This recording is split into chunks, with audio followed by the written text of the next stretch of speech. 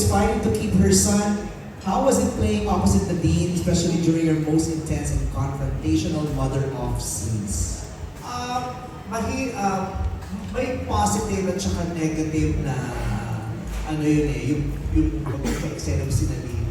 Positive kasi ang laking, syempre lalo pa gumagawa ng mga dramatic scenes, eh hindi ko naman siya comfort zone, hindi siya strength ko, hindi ko pa siya gamay, hindi ako mahusay sa kanya, bago siya sa akin. So pag nagkaroon ako ng katuwang sa eksena na katulad din na mahusay, malaking tulong yun sa akin. Kasi ganoon na napansin ko sa kanila yung mga magagaling na artista, yung wala pa silang ginagawa, yung mahawakan ka pa lang, tignan ka pa lang, meron ka nang nararamdaman. At tagal mo nag-internalize, wala kang mahugot. Pero pag nandun na sila sa harap mo, biglang may lumalabas sa'yo. Ganun din yung nangyari sa akin sa breadwinner nila Eugene, nila Gladys. Ang laki ng binigay nila. So, ganun din yung binigay sa akin ni Nadine ngayon. Yun ang positibong epekto na makasama siya. Ang negative naman doon, yung nakaka-pressure kasi ang galing mo, alam mo magaling siya.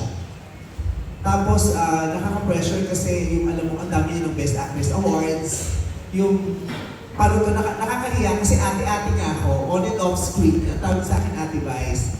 Di ba yung nakakahiya yung ate-ate mo, tapos biglang marirealize mo na, hindi pa na masyado magaling itong ate ko. Yung gano'n natatakot ako na kailangan ko rin improve yung sarili ko sa kanya na kaya ko sumabay sa'yo ha, yung gano'n. Kasi ang galing niya, pero pag magka-eksena kami, wala na. Naglalabo na yung mga agam-agam ko, yung mga takot ko, yung mga nervous ko. Kasi iba yung suporta niya sa akin, iba yung binibigay ng husay niya. Aware man siya o hindi, may malaking positibong epekto sa akin yung ka-eksena ko siya. May lumilipad na lang ako. Sila Napag-usapan kasi ayan, gusto ko sumagot pero hindi natin siya bibigyan ng mikropono. Okay, for Nadine naman, Mara is the biological mother unexpectedly returning. How did you build sympathy for a character who essentially threatens the established family unit? Grabe naman yun. Miss Universe naman. Pag-Q&A na ito ko, how did you build sympathy for a character who essentially threatens the established family unit? What kind of performance? All cast and directors have. Hindi, I guess, What guided you? paano ko ba sasagutin? Kasi di ba kanina nagkakwentuhan tayo on how you form your characters, Oo. di ba? So, kung ano sa akin kanina dito, you ask friends. Ay, oo, ang dami kong tinanong ng mga friends ko na, I guess mga kaedad ko na naging nanay ng maagang edad. And kasi, I think sa kanila, to be a mother at that age, while you're still growing. And ako kasi, 32 na ako, pero I feel like I'm not done growing up. Lalo na nung mga 20s ko, ang dami ko pang na-discover sa sarili ko. Na feeling ko, if katulad nila naging nanay din ako, I don't think matututunan ko yun sa sarili ko.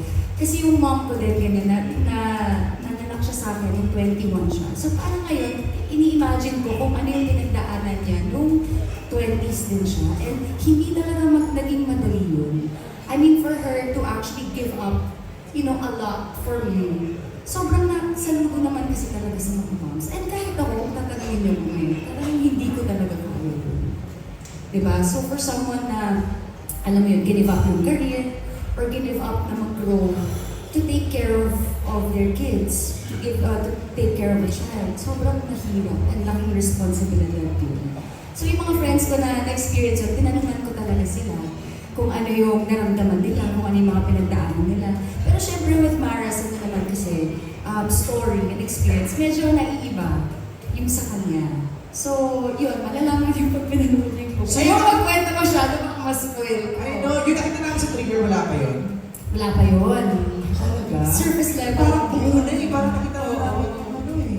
Maganda kasi yung trailer kasi mararamdaman mo, malalaman mo kung ano yung pakiramdam pag pinanood mo siya. Isang, nakakatawa. Nakakaiyak din. Okay. Yung gano'n. Comedy. May drama. Yung gano'n. Yung kung ano lang yung idea ng kung anong pakiramdam pag napanood yung pelikula, yun lang naman ang nakita niyo sa trailer.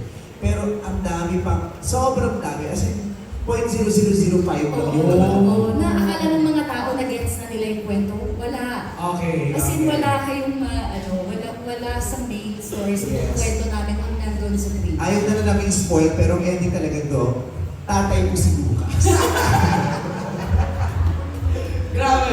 Okay, before we go to Von, pagsantay ko na si Daniel, kasi si Daniel ang nagsulat ng ating pelikula. No? Baka Daniel can share with us saan mo napulot or nahugot yung kwento ng Call Me Mother and what is it, without spoiling, all about. Parang siguro galing lang talaga sa idea namin na ano kaya yung next character na may excite kami kay Memo. Na i-represent niya yung normal Filipino. Kasi from all her films naman, yung nag-resonate sa mga tao, relatable talaga yung character.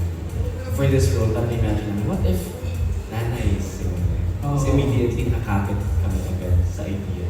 Makes sense. Kasi pinabalik ako ngayon sa isip ko kahit sa lahat ng pelikula mo, you started as bestie, crew in a Merce, the beauty queen, Best friend, best kapatid, friend, siya, superhero, anak. So pananay ka na. Anong next nito? Tatay muna tayo. Tatay mo ni Lola, magiging tatay muna ako. Tapos tito, auntie. Okay. So doon pala umikot, Daniel, no, yung inyong parang mabuo niyo yung Call Me Mother. Saan yung next na gusto niyo makita si Vice? Yung next. Hindi, doon. Parang gusto ko siya nabi-visualize, no? Okay, thank you very much. Bon, see you next.